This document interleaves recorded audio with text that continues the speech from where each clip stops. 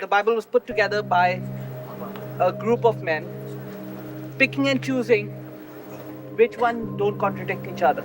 Okay, fair question, good question. Sir, my understanding from my study is that the Dead Sea Scrolls do not contain the Gnostic Gospels that contradict Matthew, Mark, Luke, and John. Rather, it's the Nag Hammadi library in Upper Egypt, right? So it's that Nag Hammadi library in Upper Egypt that was discovered around 1945, 1946, that has the Gnostic Gospels, Gospel of Thomas, Gospel of the Nazarene, the Acts of Peter. Why were those Gospels rejected, and who rejected them, and for what reason? Welcome back to the channel. Today's video is a clip of Cliffe Knechtle where he's engaging with a group of college students on some deep questions about the Bible, the Gnostic Gospels, and the history behind how the Bible was put together. It's a fascinating discussion that dives into myths, facts, and the early church's beliefs. Let's break it down. Those Gospels obviously are Gnostic, which means what? It means that they taught that salvation comes through knowledge, Gnosis. Those Gospels taught that the way to be enlightened was to get in touch with the God within you, to achieve enlightenment. And that it was this special knowledge that was what Jesus was really all about. Gnostics went on and rejected the Old Testament. Rejected, flat out. Gnosticism also rejects the body. It says the body's evil, the spirit is good. Well, obviously, the eyewitnesses of Christ, who knew Jesus, said, no, that's wrong. Jesus accepted the Old Testament as the Word of God.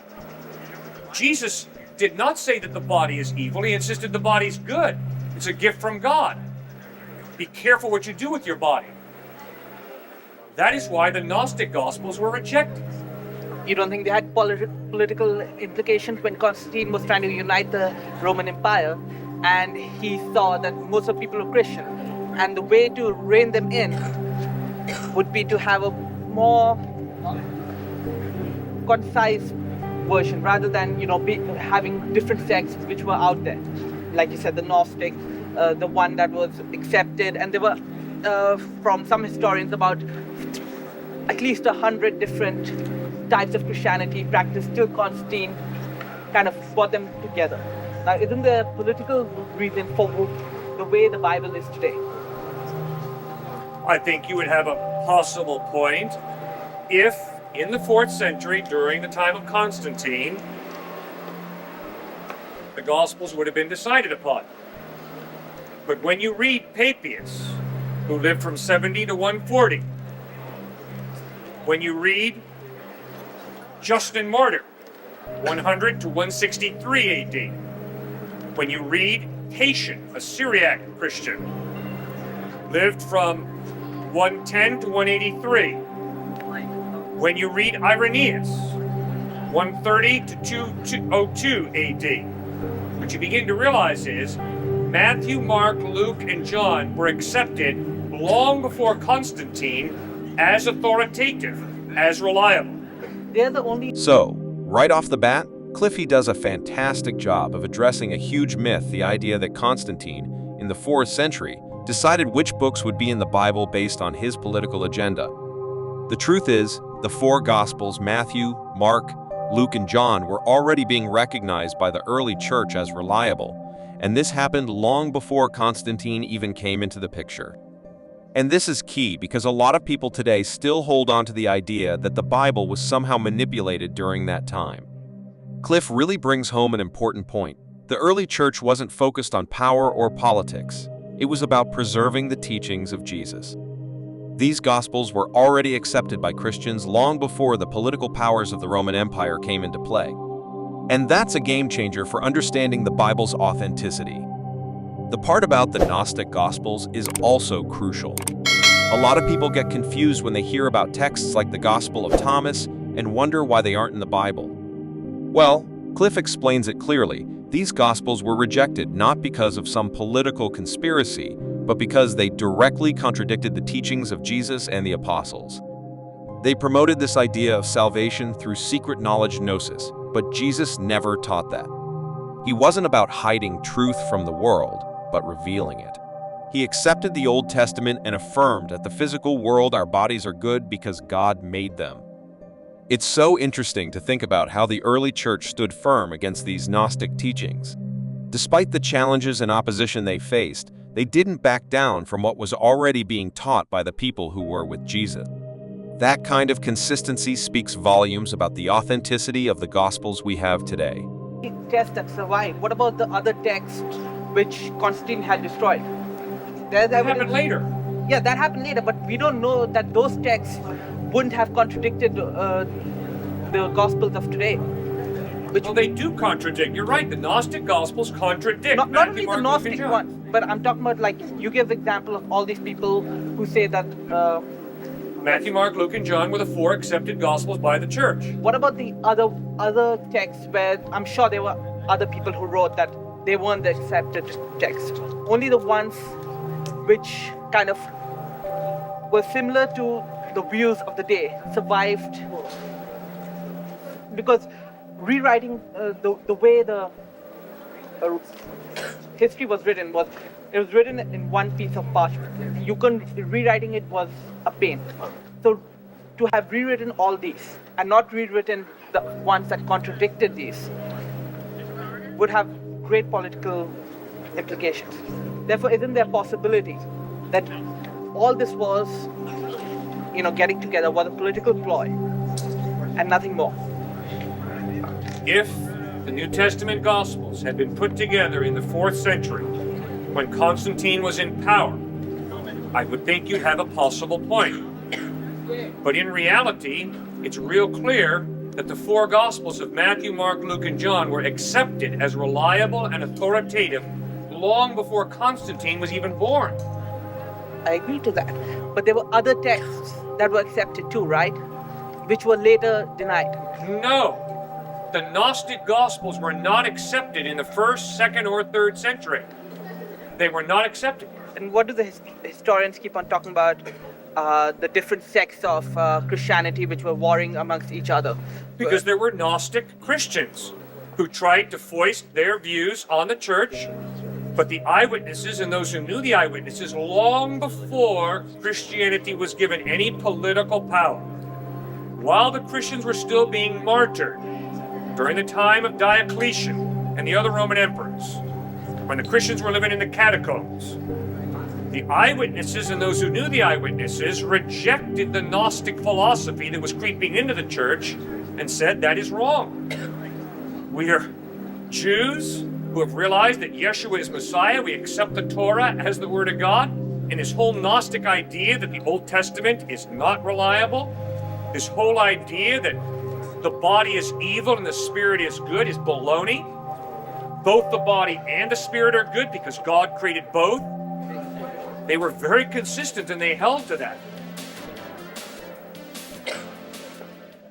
Hey guys, thanks so much for watching this episode. Hit that subscribe button. We love for you to join the family. Also, want to invite you to our church in New Canaan, Connecticut. It's New Canaan High School and it meets Sundays at 9:30 a.m.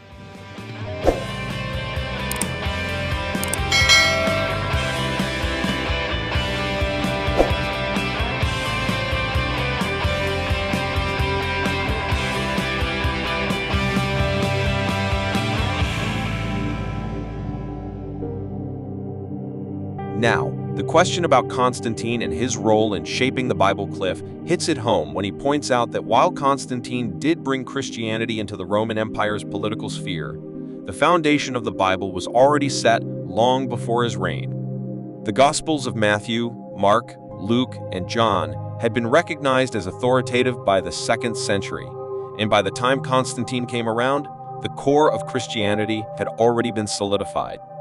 The idea that Constantine picked the Gospels is a myth that just doesn't stand up to the historical facts. Sure, let's expand on it to make it more reflective and engaging.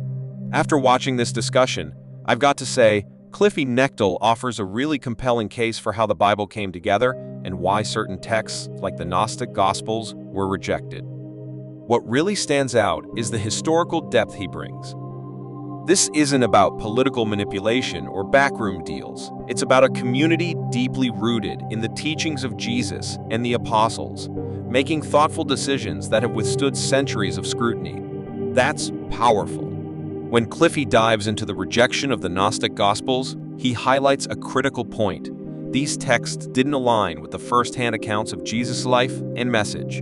They introduced ideas like salvation through secret knowledge, gnosis, which directly contradicted the open and inclusive message of the gospel. The early church didn't reject these writings out of convenience or conspiracy. They rejected them because they didn't reflect what Jesus taught or the beliefs of the apostles. That clarity really reframes the way we think about the integrity of the Bible. It's also fascinating to consider the historical context.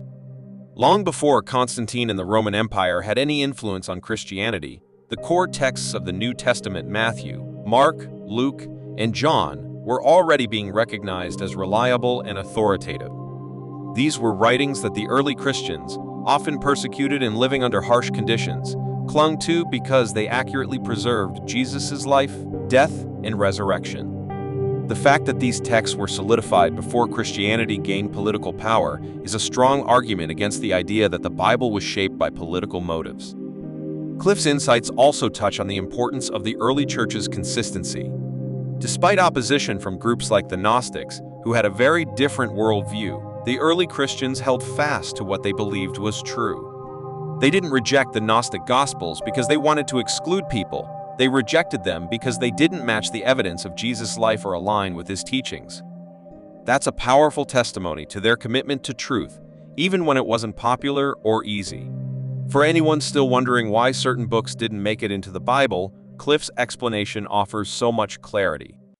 It's not just about what was left out. It's about why the texts that were included stood the test of time. They were chosen not for political convenience, but because they carried the authentic message of Christ, as preserved by eyewitnesses and those who knew them. That's a foundation you can trust. But what really makes this conversation exciting is how relevant it is today. Even 2,000 years later, people are still wrestling with these questions. Why do we trust the Bible? Why were some texts included and others excluded? What does this mean for our faith and understanding of history? These aren't just academic questions, they're deeply personal. They challenge us to think critically about what we believe and why. So, now I want to hear from you. Do you agree with Cliffe's take on the early church's choices? Do you think the Gnostic Gospels should have been included, or do you see why they were left out? And what do you think about the idea that the Bible was shaped by commitment to truth rather than politics? Let's keep this conversation going in the comments. This is such an important topic, and I'd love to hear your perspectives. And as always, if you enjoyed this discussion and want to explore more topics like this, don't forget to hit that like button, share this video, and subscribe to the channel. These conversations matter, and your support helps keep them alive. Thanks for watching, stay curious, and I'll see you in the next one.